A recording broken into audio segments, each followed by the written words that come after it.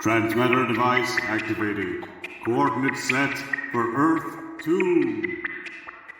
Hello everyone, welcome to the Earth 2 podcast. I'm Peter Watson. And I'm David Steele.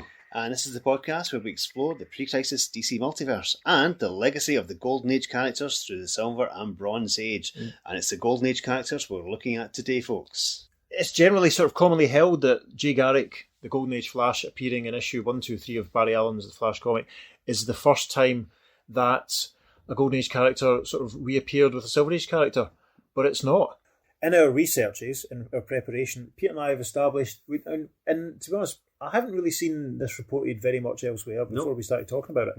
Mm-hmm. Flash 123, the first appearance of Jay Garrick in the Silver Age, it's not the first time that a Golden Age character was revived by DC. Isn't that right, PC? Yes. And the thing is, before the next characters appear, because there's three of them, they're actually requested. Yeah, so the letters page of issue 116, there's a letter from someone we're going to talk about a lot later on in this podcast. This person's going to end up writing an awful lot of the stories that we're going to talk about much later on. Probably about a third. Possibly even more. I don't know, yeah. So anyway, yes. And that is Roy Thomas. Now, so Roy Thomas is someone who grew up as a young comics fan and worked very successfully with Marvel from 1960 65 to run about 78, 79, something like that. He worked with and for Stan Lee and was also Marvel's editor-in-chief for a good long time. He wrote very well-regarded runs on stuff like the Avengers, and he kind of brought Conan to Marvel Comics, all that sort of stuff. Roy's a very, very, very important sort of comic creator, so he was also a fan. One of Roy's letters is published, and Pete in his research managed to find actually some of Roy's letters published in really early numbers of, was it Fantastic Four? Yes, yeah. We'll talk about those at some point probably. But in issue 116 of The Flash, there is this epistle. In Flashgrams it says, "Dear Editor, as a follower of Flash since he originally wore Mercury's silver winged cap and little red shoes, and is one of the first to believe that the new Flash is superior in appearance to the one introduced a couple of decades ago, I would like to offer a couple of suggestions. First of all, I missed the three dimwits, Winky, Blinky and Noddy. Though a little like the Three Stooges, they were hilarious nonetheless, and even in the excellent drawing style of your award-winning Flash artist Carmine Infantino, I think they would fit in. Why not revive them in a story or two, and see the reaction from your readers?" He then goes on to talk about Kid Flash and other points in the series. We'll actually post a copy of the letter on our Facebook page, so follow us there if you don't already. Right, so that's 116. He asks for Winky, Blinky and Noddy. Were they basically sort of supporting characters? Yeah. How frequently did they turn up? They were comedy sidekicks to the Flash. Basically, in the Golden Age, there was never any doubt that the hero was going to win. Right. And basically, it was all about just having fun. And there was very few supervillains then. It was more like just bank robbers and just standard criminals.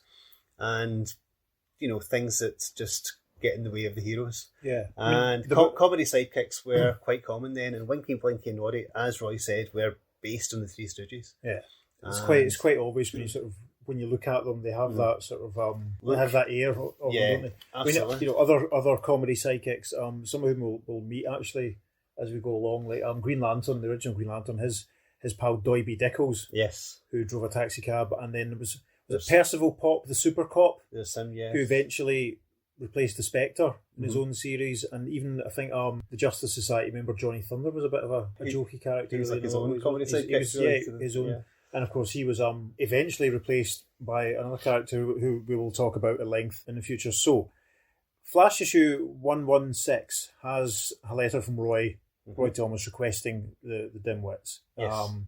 And then of course the characters then appear in the next issue 117. But what was the editorial reply to Roy's request before the story appeared, Pete? Well, Julie Schwartz, I think it's Julie Schwartz because he was the editor at the time, says Winky, Blinky and Noddy were such outrageous cartoony caricatures that we feel they would be out of place in the more realistic treatment we give the modern age Flash. However, we like a good laugh as well as the next fellow, so perhaps one of these issues the dimwits will return to plague the fastest man on Earth. One of these issues turned out to be the very next issue. I mean, how's that for service? You can imagine Roy absolutely losing his nut, punching the air, telling his mum, telling his pals, dashing off a letter to Jerry Bayliss or whatever. Immediately after Roy's letter, we get issue 117. So on the cover, we have the Flash squaring up to Captain Boomerang. So that's the first appearance. Here comes Captain So Boomerang. yeah, Yes. the lead story in this issue is the first appearance of Captain Boomerang, who is still around in one form or another. A version of the character appeared in the Legends of Tomorrow and elsewhere in the DC TV series. And even So, the Suicide Squad movie. That's right, of course. Yeah, I completely forgot about that. Exactly. You know, in one ear, in one eye, and out the other, that Suicide Squad movie, I tell you. Are we going to talk about the Suicide Squad at any point in this podcast? Probably not. No, that's interesting, isn't not it? Much, that's well, Yeah, post-credits. anyway. Not even the... Anyway, so... Not the original, no. Flash 117, lead story with Captain Boomerang, and then the second story is entitled The Flash Introduces Winky, Blinky and Noddy. And this basically starts off, gives us a few panels for each of the three characters. Noddy, who is a sort of chubby sort of chap with sort of receding black hair and a white top hat and a very neat moustache. And then we meet Blinky, probably called Blinky because his sort of long blonde fringe is hanging in front of his eyes and he can't see. Blinky's having a bit of bother at his new job. And then 2 doors down the street, we hear about Winky, who gave someone a bottle of glue instead of a can of anchovy paste. So, They're all rubbish at their yeah, jobs. they're all set up as being rubbish at their jobs. They all get fired. Yeah, they all get fired and they literally bang their heads together with a clunk to try and come up with an idea of how they can raise money, and they decide that they're going to build a mechanical brain. So they get all these different parts. There's like a bus stop sign. There's a gramophone record player. There's lots of drain pipes. There's just bits of wood getting hammered together to form this mechanical brain. It's so weird compared to the usual Flash story. Yeah, I mean, at this point, like, Barry especially, the initial Barry Allen stories, very sleek, sort of almost science fiction-y a lot of the time. Yeah. Very Very science-based. Yeah. Yeah. Carmine Infantino's art was just really, at this point, really precise, really crisp, clear lines, you know, not exactly futuristic, but very sleek. That 50s imagine, you know, version of, you know, what the future would be, you know, cars with big fins and all that, like all the guys wearing the hats, ladies in pencil skirts, that sort of thing. So this is about as far away from the norm for the Barry Allen story as possible. I mean, amongst all the bump making up, there's a can of olive oil and a sign that says "Post no bills," which is tremendous. So they've obviously just gone around and bought a lot of crap to put this together. Then ask the mechanical brain how they can make $1,000. And it gives them an answer. It tells them to buy dirt cheap and sell it high. And they take that very literally. They dig up their own lawn and start selling the dirt. And Barry and Iris eventually turn up on, page 4? Yeah, so Barry being the Flash and Yeah. Iris being... are they engaged yet at this point? I don't know at this point, no. His Iris girlfriend, yeah. Iris West being Barry's, you know, love interest. So yeah, they're basically going past and saying, well, why would anyone want to buy that dirt? So literally on page 4 of his own story, he's only just appearing and it says Barry.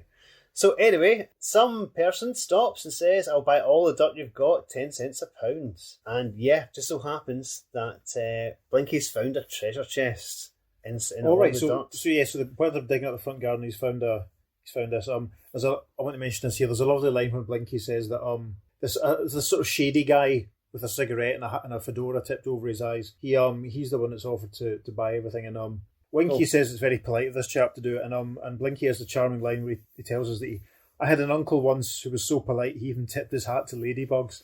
There we are.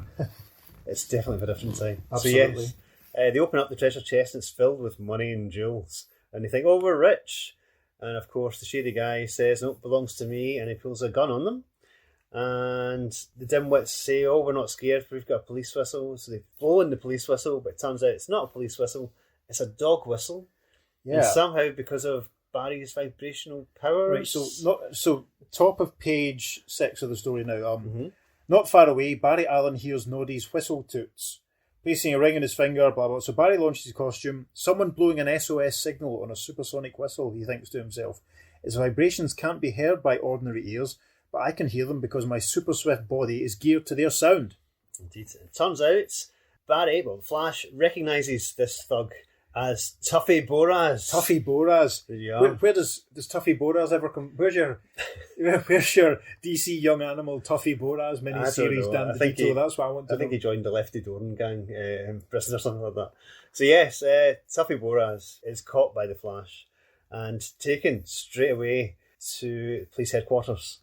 He's public enemy number 6. So there are 5 people worse than him. So it's probably, yeah, because the desk sergeant says, "Look what the wind brought in." Tuffy Boraz probably came in amazing. Winky, Blinky, and what was the other one? Noddy. Yep. Noddy, not the Enid Blyton version. You would think this would be the end of the story, but no, there is no, more. it keeps going. They get some reward money for having helped catch Tuffy Boraz, and they set themselves up making inventions to order. They've decided to make a flying car. That's the best thing they could do. That's so it, yeah. they bang their heads together again to figure out how to do it. And they think all they have to do is install a giant Mexican jumping bean under the transmission. It couldn't be simpler. I think there's a deleted scene from the first Iron Man movie where Tony reveals that his dad's idea of the flying car was something very similar. There we are. Exciting. Yes, but the next also not true. The next panel is what the story should be about, because they get a jumping bean and they pour some vitamin chemicals on it and put it under a sun lamp, and it turns into a giant jumping bean. Now that should have been their story. Yeah, right there. that could have been on the. That's something I can imagine being on the cover. Yeah, Flash versus giant jumping bean. So they fit it onto a car, and Noddy hits the button, and it starts bouncing about the place. It's worth pointing out that the car is a distinctly retro-looking sort of jalopy. Yeah. There's even a panel, if you're reading along, if you have your copy of Flash 117 to hand, halfway down page 8, there's a beautiful panel which has, I was saying about Carmine's art style, there's some beautiful, sleek, big, long, automobiles, and then this little jalopy flying over the top so of them. out of place, as is Winky Blinky and Foxy. So they go up, but of course what goes up must come down. The jumping bean gear is not quite as steady as it might be, however, and they start falling. A jumping bean goes up and down, and so does the car. Then another crook comes across him, and he thinks, I need a getaway car. And what better way to get away than in a flying car? So he climbs up the three dimwits who are all falling out the car and tries to get away in it. And the Flash turns up again because, they've been blowing the whistle, and follows the car. He then uses one of his fantastic super speed whirlwinds to bring it back down to earth, but there's no one in the car. Because obviously the crook thought this is a rubbish way to escape, and he get out the car very quick. And, so Barry sets the car down and he's thinking, right, the baddie's got away. And we have a couple of panels of the villain. Nobody saw me jump from the car onto the roof of this building now to make my escape. This town will be too hot to hold me pretty soon. I better get out while I can. I'll have a bus down at the terminal in the centre of town. So the three lads elsewhere show up at the corner of 5th Avenue and Main Street. And then Blinky says, how come we're standing here, Noddy? And Noddy replies, because this is where that crook's got to come sooner or later. Didn't you ever hear the saying, if you stand at the corner of 5th and Main, you'll see everybody you ever knew? And funnily enough, they do see him. He goes running past it and he's heading towards... He's aware that Barry's chasing him, that the Flash is chasing him. So he makes tracks for the Wild West Museum. This is dimwits blow the whistle again to get the Flash there. And they literally say to the Flash, he went that away. Yep, it's just like that, folks. Yep. So Barry goes into the Wild West Museum. Interesting, Wild West, because the word West is obviously incredibly relevant to Barry and his life and all that. It's not about an angry kid Flash. No, it's not. Wild West, he was furious. So yeah, the villain guy has run in, and then he sees a wax dummy of Buffalo Bill Cody rushing towards him. And it turns out the Flash is pushing Buffalo Bill on his horse, and the crook decides to try and hide in a covered wagon. But the Flash hooks up the statue of the horse and the covered wagon, and using the Buffalo Bill statue, takes the crook all the way to the police station. And as opposed to just running him in himself, he actually takes them in with the statue. Yeah, and sadly we don't learn the name of this particular crook, and we don't learn where he is in the most wanted list. No, which is a shame. And then you have the final panel. It's the three dimwits going away in their jalopy, no longer jumping, going, "Hiya, Flash! If you ever need our help again, just let us know." And Barry says to himself, I wonder what madcap adventures those three dimwits will have next time I see them. And then there's a little final panel, editor's note. To his discomfort, the Flash, to his discomfort, will find out in a forthcoming issue. And all of the kids reading this comic cried out in unison going, "Oh dear God, no." So, we talked about how issue 116 had a letter from Roy Thomas asking for the return of the dimwits, and then issue 117, the next issue published, had the story with the dimwits. Now, issue 117 on its letters page has a letter from one Gardner Fox. So we're just going to share that. Dear Editor, in all my 20 enjoyable years of writing comics, I must confess that my biggest thrill came when you recently asked me to revive Winky, Blinky and Noddy, the three dimwits, for The Flash. Since some of you readers might be interested, I am taking this opportunity to pass on the story behind the story about Flash and his three bird-brain friends. I originated The Flash way back in 1939, and he made his initial appearance in Flash Comics number 1, dated January 1940. He proved so popular that it was decided to issue a companion magazine, All Flash Quarterly, which first appeared in summer of 1941. I was the writer, and E.E. Hibbard was the artist for those early Flash issues. Garner continues, with issue number 6 of the successful All Flash, published in September, with cover date of September-October 1942, the magazine started on a bi-monthly basis.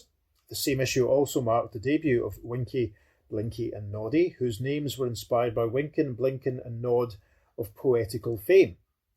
The madcap adventures and inventions of this zany trio. No one says zany anymore, do they? No, not usually. When did people stop? 1982, I think people probably stopped saying Yeah. zany, after Tiz was. Anyway, the madcap adventures and inventions of this zany trio made them immediate favourites with Flash readers. Again and again they appeared with Flash, both in Flash Comics and All Flash. Incidentally, during 1946, they also ran riot through the pages of All American Comics in non-Flash adventures. After a run of several years, I guess Flash and the three dimwits ran out of gas, and both these features were discontinued. Now, a dozen years later, I am delighted to learn Flash is once more widely read and highly popular.